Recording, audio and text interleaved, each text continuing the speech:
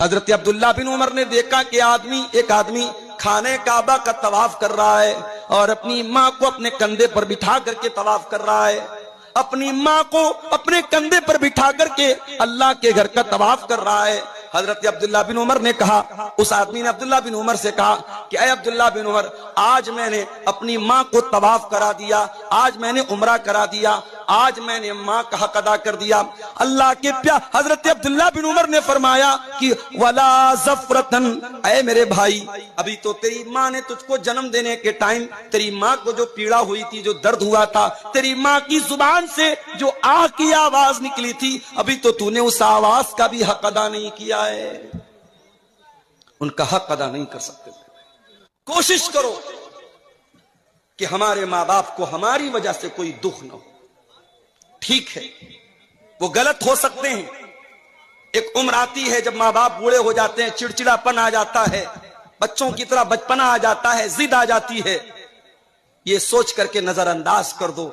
کبھی ہم بھی چھوٹے تھے، ہم بھی ضد کرتے تھے، ہم بھی بہت ساری باتوں کے لیے اپنے ماں باپ کو پریشان کرتے تھے، ہمارے ماں باپ بہت سہتے تھے۔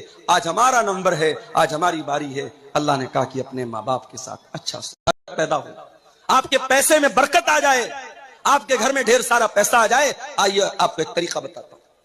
اللہ کے پیارے نبی فرماتے ہیں تعلموا من انسابکم ما تصلون به ارحامکم، او لوگو اپنے خاندان کو پہچانو، اپنے رشتوں کو پہچانو، تاکہ اپنے رشتہ داروں کے ساتھ تم اچھا سلوک کر سکو۔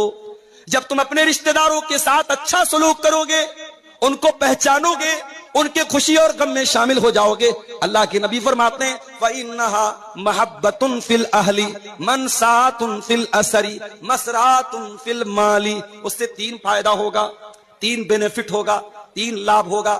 پہلا لابھ تو یہ ہوگا کہ پریوار میں محبت بڑھے گی، دوسرا فائدہ یہ ہوگا مال میں برکت پیدا ہوگی، اور تیسرا فائدہ یہ ہوگا کہ آپ کی عمر میں اللہ برکت دے گا۔ سورہ سجدہ میں اللہ فرماتا ہے تتجافى جنوبهم عن المضاجع يدعون ربهم خوفا وطمعا۔ میرے نیک بندے وہ ہیں، میرے پرہیزگار بندے وہ ہیں کہ راتوں کو اپنے بستر سے الگ ہو کر اللہ کو یاد کرتے ہیں، اللہ کی بارگاہ میں آنسو بہاتے ہیں، اللہ کے سامنے روتے ہیں۔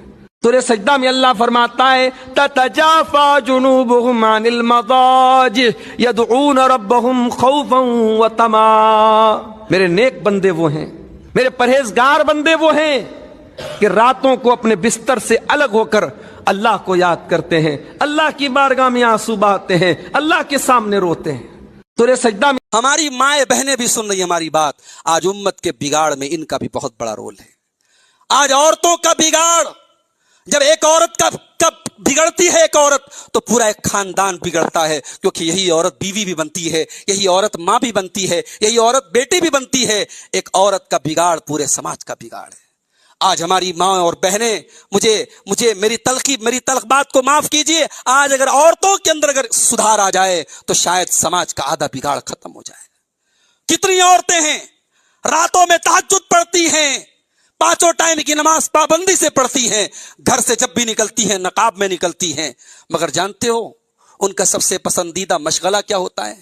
جب وہ اپنی عمر کی کسی عورت کے ساتھ بیٹھتی ہیں تو میری بہو نے یہ کیا، میری نند نے یہ کیا، میری بھابھی نے یہ کیا، میری دورانی نے یہ کیا، میری جیٹھانی نے یہ کیا، شکوے، شکایتیں، غیبتیں، چغلیاں، یہ کتنی عورتوں کی زبان پر ہوتی۔ جب مدینہ کے اندر مسلمانوں کے اوپر تھوڑی خوشحالی کا دور آیا، تھوڑے ہنسی مذاق کے کلمات اور تھوڑے بے تکلفی کے کلمات آنے لگے، عبداللہ بن مسعود کہہ رہے کہ اللہ نے ہمیں ڈانٹا ہے کہ ایک مومن تو سیریس ہونا چاہیے۔ اللہ اپنے نبی کے صحابہ کو ڈانٹ رہا ہے میرے بھائی۔ الم یان للذین آمنوا ان تخشع قلوبهم لذکر اللہ۔ اے ایمان والو، کیا ابھی وہ سمے نہیں آیا، وہ ٹائم نہیں آیا جب اللہ کے کلام کو سن کر کے تمہارے دل پگھل جائیں؟ تم ان یہودیوں کی طرح نہ ہو جانا جن کے اوپر کتاب اتاری گئی لیکن ان کے پاس لمبی مدت گزرنے کے بعد ان کے دل سخت ہو گئے۔ کیا قرآن کریم کی اس آیت میں جو سوال ہے وہ ہمیں اپنے اور آپ سے، ہم سب کو اپنے آپ سے نہیں کرنا چاہیے؟ کیا ہمیں اپنے دلوں میں جھانک کر کے اپنے آپ سے یہ سوال نہیں کرنا چاہیے کہ کیا اب بھی وہ وقت نہیں آیا کہ ہم اللہ کے کلام کو سن کے ہمارے دل پگھل جائیں؟ جب